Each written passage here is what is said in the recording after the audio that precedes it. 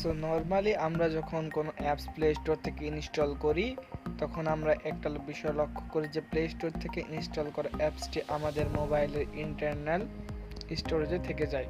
কিন্তু এখানে একটা ব্যাপার হচ্ছে যে আমরা যখন ফোনটিকে রিস্টার্ট করি তখন সেই অ্যাপসগুলো আমাদের মোবাইল ফোন থেকে ডিলিট হয়ে যায়, সেগুলোকে আমাদের আবার ইনস্টল করা লাগে।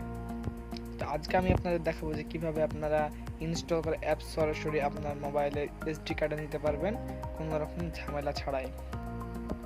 তো চলুন আজকে ভিডিওটি শুরু করা যাক। তার আগে একটি কথা, it's me Imtiaz Ahmed from Bongo tech academy. আপনারা যদি আমার চ্যানেলে নতুন হয়ে থাকেন এখনই আমার চ্যানেলটিকে সাবস্ক্রাইব করে আমাদের পাশে থাকবেন এবং পাশে থাকা বেল আইকনটা এখনই চালু করে দিবেন।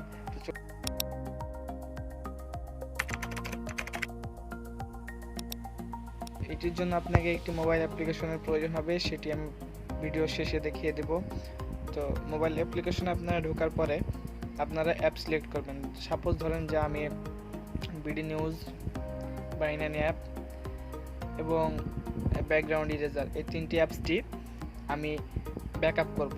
তো এর জন্য আমাকে এই অ্যাপসগুলো সিলেক্ট করতে হবে। আমি এই তিনটি অ্যাপ সিলেক্ট করব।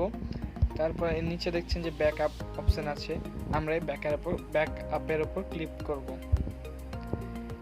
ব্যাকআপের উপর ক্লিক করার পর সরাসরি দেখতে পারবেন যেখানে একটি অ্যাড লোড নেবে এবং আপনার এই কাজটি সফলভাবে হয়ে যাবে।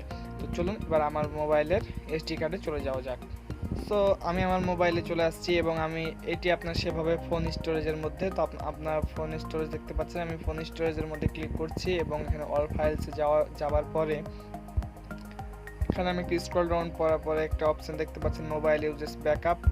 আমি এখানে ক্লিক করলাম এবং দেখতে পাচ্ছেন আমার সেই তিনটি অ্যাপস যেটি আমরা ব্যাকআপ করেছি এবং এই তিনটি অ্যাপস যদি আমরা এখানে সিলেক্ট করি এবং কাট করে নিয়ে আমাদের এসডি কার্ডে কাট করে নেওয়ার পরে যদি আমি এখানে পেস্ট করি তাহলে দেখতে পাচ্ছেন আমার এই সেই তিনটি অ্যাপস এখানে পেস্ট হয়ে যাচ্ছে।